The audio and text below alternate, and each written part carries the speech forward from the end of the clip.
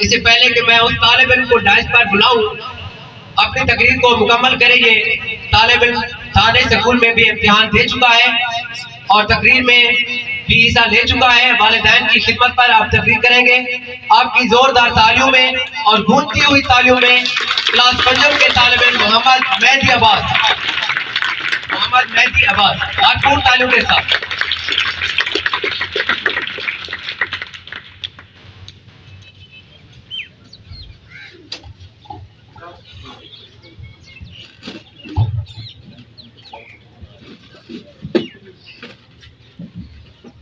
اعوذ باللہ من الشیطان الرجیم، بسم اللہ الرحمن الرحیم۔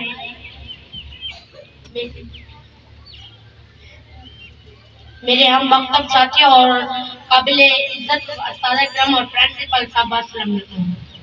میرا آج کا عنوان ہے والدین کا مقام اور ان کی عزت۔ اللہ رب العزت نے انسانوں کو مختلف رشتوں میں پرویا ہے۔ ان میں کسی کو باپ بنایا تو کسی کو ماں کا درجہ دیا ہے، اور کسی کو بیٹا بنایا تو کسی کو بیٹی کی باقاعدہ نسبت عطا کی ہے۔ بات یہ کہ اللہ تعالیٰ نے قرآن مجید میں اپنی عبادت و بندگی کے متعلق بعد انسان کو والدین کے لیے حسن سلوک کا حکم دیا ہے۔ اس کی وجہ یہ ہے کہ ہر چیز کا خالق و مالک تو رب کائنات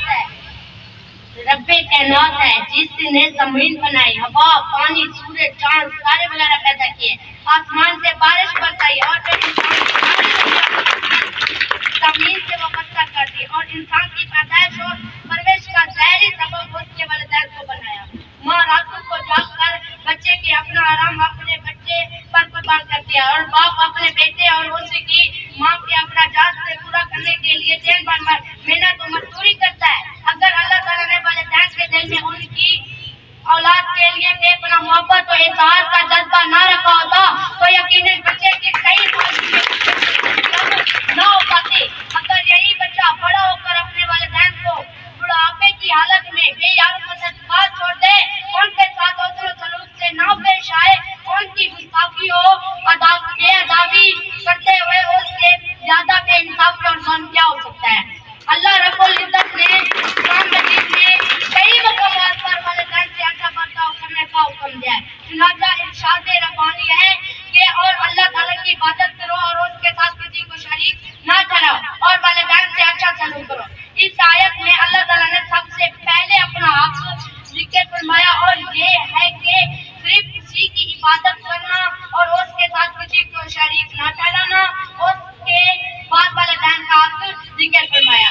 ان میں اچھا برتاؤ کرنا اور پھر اس کے بعد رشتہ داروں یا ان اس بات کی دلیل ہے کہ اللہ تعالیٰ کے حق کے بعد سب سے پہلا حق والدین کا ہے، یعنی حقوق العباد میں سب سے پہلا مقدم حق والدین کا ہے۔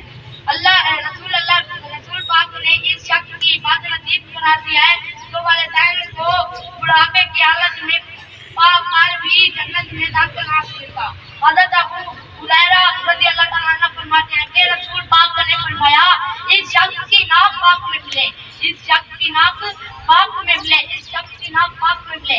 3 مرتبہ فرمایا۔ پوچھا گیا اے اللہ کے پاک رسول کس کی ناک پاک میں ملے؟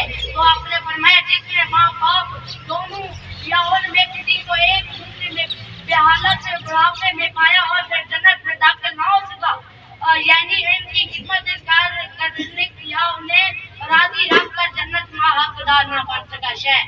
اے قلم جھک جا، عزت کا مقام ہے، اے قلم جھک جا، عزت کا مقام ہے، تیرے روک تلے میری ماں کا نام ہے۔